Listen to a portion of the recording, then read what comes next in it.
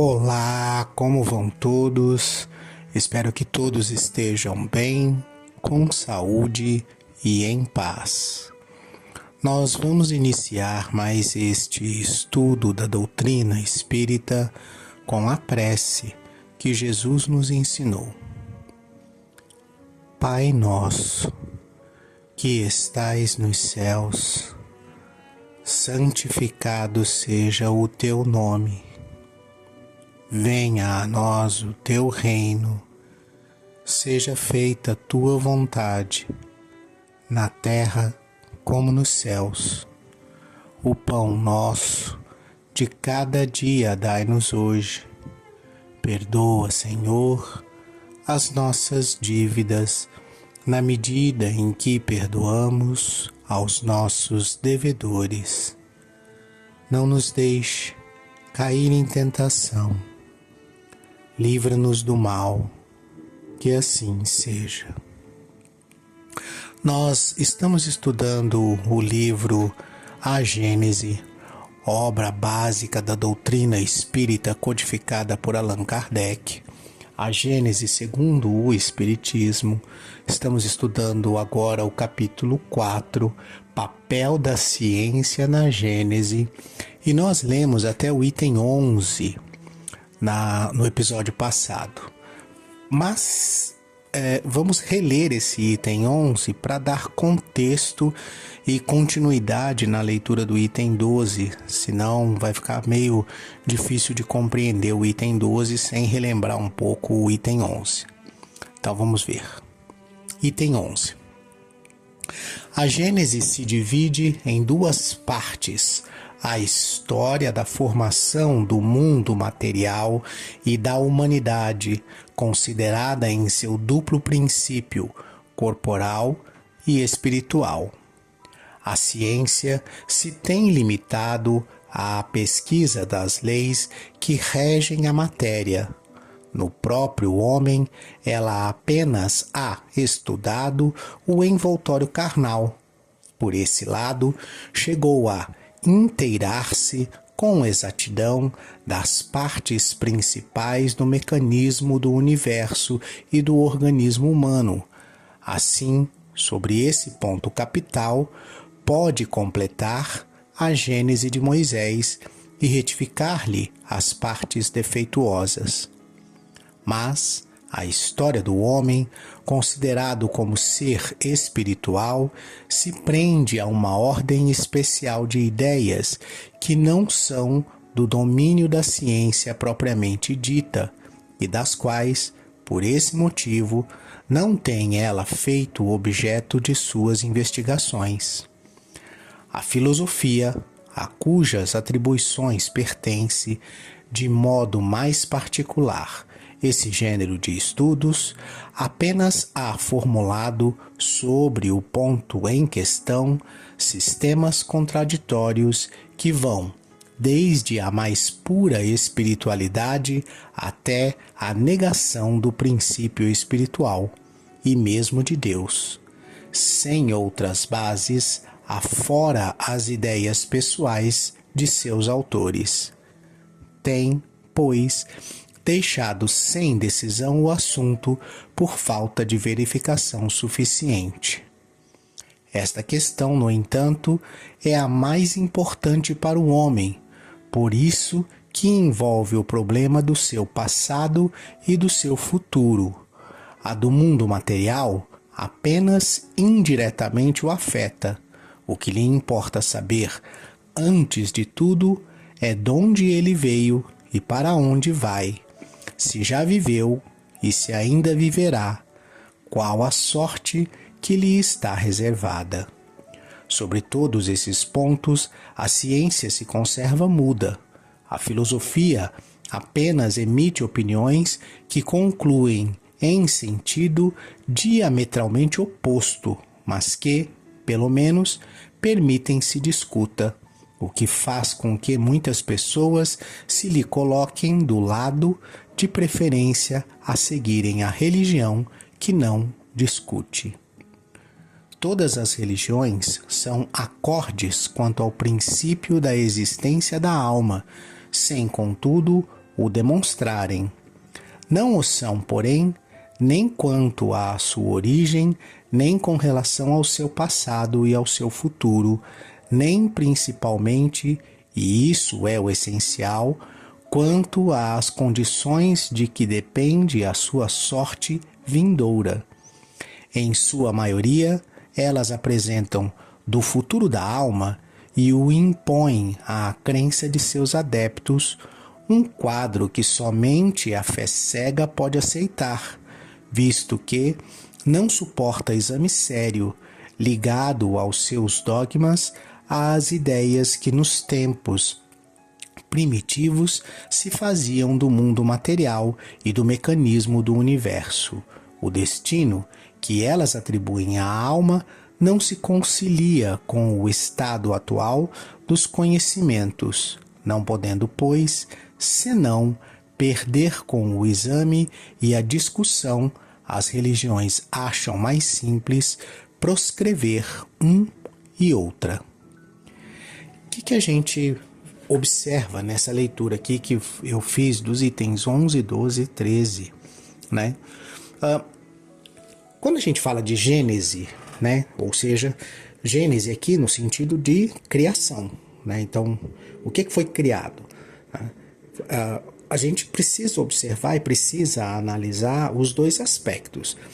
A nossa ciência, que a gente tem se debruçado sobre e tem analisado os fatos e as leis que nós conhecemos, ela se prende ao lado material da criação, ou seja, não de como ou quando surgiu o universo no sentido global, o universo dos seres que nele habitam, né, do ser enquanto individualidade eterna, do ser espiritual e progressivo, mas sim da criação dos mundos, da criação das espécies, da criação dos reinos vegetal, animal e mineral, e assim sucessivamente. Então ela se prende muito mais à questão material, de como é a evolução, por exemplo, dos corpos, de como é a evolução das espécies, de como isso se dá, do que enxergar de onde isso veio, de qual origem isso realmente aconteceu. Mesmo as teorias mais aceitas, né, como por exemplo a teoria de criação do universo através do Big Bang, que é uma das 20 e tantas teorias mais aceitas como criação do universo, né, o Big Bang é só uma delas, mas vamos nos prender a ele, né? Ele trata de uma concentração de tudo que a gente conhece, de tudo que a gente existe em um só ponto, e essa concentração, a partir de um bang, ela começa a expandir, formando o universo. Mas não mostra claramente quem foi que concentrou toda essa energia ou toda essa criação num único ponto, não mostra especificamente de onde é que veio toda essa energia, como é que ela chegou até ali, como é que ela foi concentrada até ali. Da mesma maneira, quando a gente trata do surgimento das espécies, né, a gente trata assim de um bang, de um estalo de dedos, de um puff, aconteceu, houve algum movimento não explicado, alguma coisa aconteceu na natureza que faz surgir isso ou aquilo outro, principalmente no que diz respeito à vida orgânica, né? A questão de como a vida orgânica se torna vida orgânica é uma incógnita para a ciência. A ciência não consegue estabelecer como que algo que não era orgânico, por exemplo, o minério, se torna algo orgânico, por exemplo, o vegetal. Esse ponto de passagem, ele não é esclarecido, é dito que aconteceu, né, como um relato, ó, em algum período aqui algo aconteceu que isso transformou naquilo, mas não se diz o que é que aconteceu, né, como é que é. Por que isso acontece? Porque a ciência, ela não explora o lado espiritual da coisa. Ela deixa esse lado espiritual para ser desenvolvido pelas religiões, né? E mesmo quando a gente explora isso através da filosofia, né, que é um tipo de ciência, essa exploração ela é receosa, ela é preocupada em não ofender dogmas, em não confrontar com aquilo que a gente chama de religiosidade, né? Que é a crença e a certeza da existência de Deus. Seguindo por esse caminho, elas estavam até o advento da doutrina espírita, estavam em campos separados, né? A religião se negando, vamos dizer assim, a aceitar ou criando muitas dificuldades para aceitar aquilo que a lógica, que a ciência, que os fatos demonstravam, quando esses fatos, essas leis e essa lógica que a ciência estava demonstrando e provando por A mais B, batia de frente ou derrubava coisas que eram dogmas que precisavam ser aceitados, né? Que precisavam não ser raciocinados. Um dos exemplos característicos disso é você ter a certeza de que a Terra é redonda, você ter a certeza de que a Terra gira em torno do Sol e que ela tem um formato esférico e que não há alto e baixo na Terra, né? Que aquilo que está para cima num giro da Terra está para baixo e assim sucessivamente. E com isso, a igreja perdia aquele conceito do inferno ficando nos reinos inferiores, no sentido de indo para baixo, e do céu ficando nos reinos superiores, no sentido de indo para cima. Quando você descobre o universo no formato que ele é, e as vias lácteas, e as constelações, e as galáxias, e todas essas coisas, esse conceito ele tem que desaparecer, ou se reinventar, ou até se reestruturar numa nova maneira de entender o que é reino inferior e o que é reino superior. Só que aquele tempo, as mentes e as inteligências, elas não estavam desenvolvidas o suficiente para um acolhimento dessas ideias novas. E, portanto, era muito mais simples rejeitar essas ideias novas que o Espiritismo trazia e colocá-las no limbo, né? Do tipo, isso é um pecado mortal, Deus nunca vai te perdoar porque você está falando isso, e assim sucessivamente, né? Quando você corrige, vamos dizer assim, a Gênese de Moisés, né? O que você está corrigindo? Que não foram 7 dias, não foram 6 dias, mas 6 eras ou 7 eras. E aí você tem todos os períodos históricos aí que a gente conhece, comprovando que realmente foram 6, 7 períodos, até mais períodos do que esses, mas 5, 6 grandes períodos aí que formam, que dão como entender a formação do planeta, né?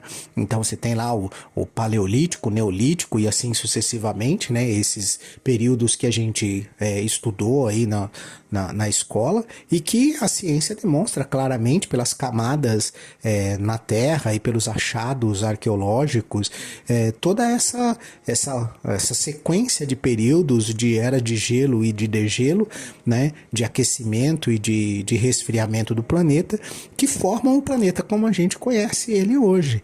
E o surgimento das espécies e depois o desaparecimento e a extinção de várias outras espécies, dando-nos um critério assim, muito, muito preciso do que foi que aconteceu, em que período e em que sequência isso aconteceu.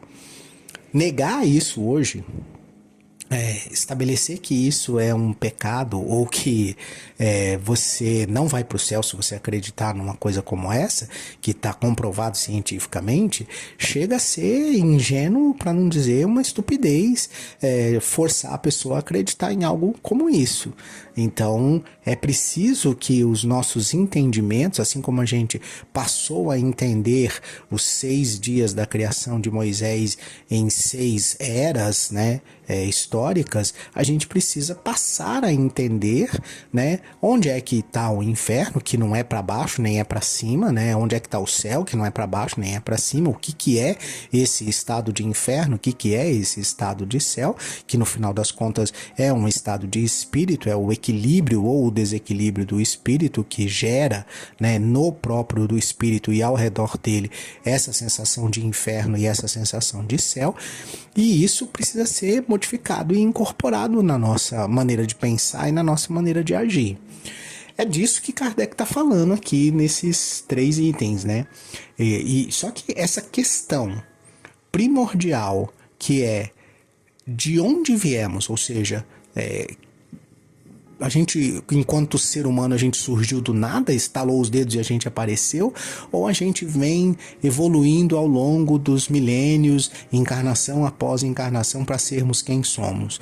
E o outro lado da moeda, para onde a gente vai depois da morte.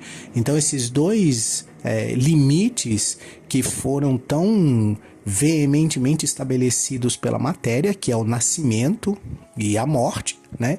Eles sempre foram para nós questionados, mesmo que a gente não externe esse questionamento, mas a gente fica se perguntando quem eu era antes de nascer, ou o que eu era antes de nascer, ou como é que eu me tornei nesse nascimento, né? E quem eu serei depois da minha morte, que é o outro limite, né? O nascimento é o limite inicial e a morte o limite final da encarnação. Então, o que serei eu depois da morte? Para onde eu vou? O que acontece comigo? Tudo que eu sei, todo o conhecimento que eu tenho, todas as memórias que eu tenho, todos os sentimentos que eu tenho vão simplesmente desaparecer, ou há algo posterior? Nesse quesito, que aí é o quesito espiritual, né, as religiões deixaram lacunas muito grandes, né, deixaram ali situações muito não resolvidas, né. Então, por exemplo, você acreditar que algo sobrevive à matéria, né, e que esse algo tem uma destinação, não responde todas as perguntas que você se faz, né? Então, você, por exemplo, imagine uma mãe que tem um filho que ela ama de paixão, que ela tem muita preocupação com esse filho, mas que esse filho está trilhando um caminho de maldades, né? Ela quer saber para onde esse filho vai, ela quer saber como que ela faz para ajudar esse filho depois que esse filho morrer, e assim sucessivamente, né?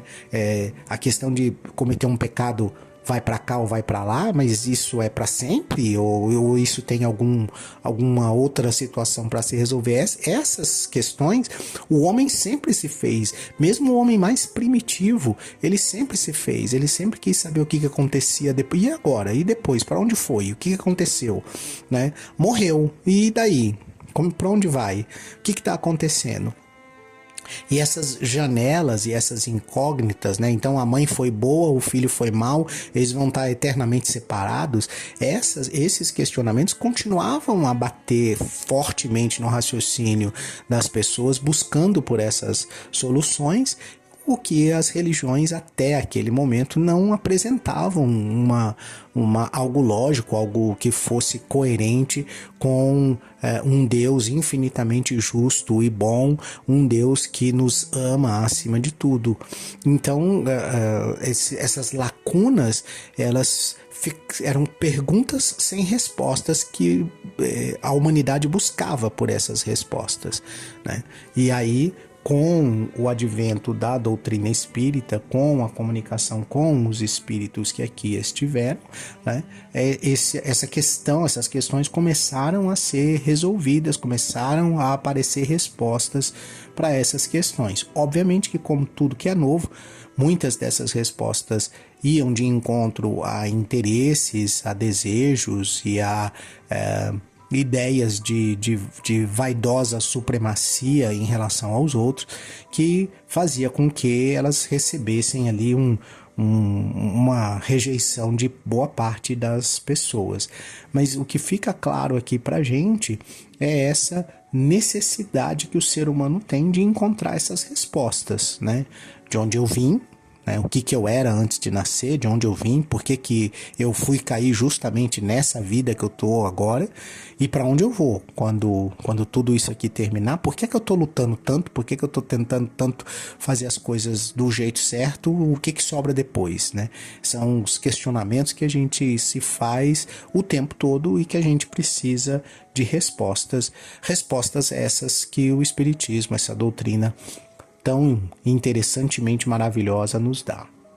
Sigamos na leitura do item 14. Dessas divergências no tocante ao futuro do homem nasceram a dúvida e a incredulidade. Entretanto, a incredulidade dá lugar a um penoso vácuo. O homem encara com ansiedade o desconhecido em que tem fatalmente de penetrar. Gela-o a ideia do nada. Diz-lhe a consciência que alguma coisa lhe está reservada para além do presente. Que será? Sua razão, com o desenvolvimento que alcançou, já lhe não permite admitir as histórias com que o acalentaram na infância, nem aceitar como realidade a alegoria. Qual o sentido dessa alegoria? A ciência lhe rasgou um canto do véu, não lhe revelou, porém, o que mais lhe importa saber. Ele interroga em vão, nada lhe responde. Ela, de maneira peremptória e apropriada, a lhe acalmar as apreensões. Por toda parte, depara com a afirmação a se chocar com a negação, sem que, de um lado ou de outro, se apresentem provas positivas. Daí a incerteza, e a incerteza sobre o que concerne à vida futura faz que o homem se atire, tomando de uma espécie de frenesi para as coisas da vida material. Esse o inevitável efeito das épocas de transição. Rui o edifício do passado sem que ainda o do futuro se ache construído.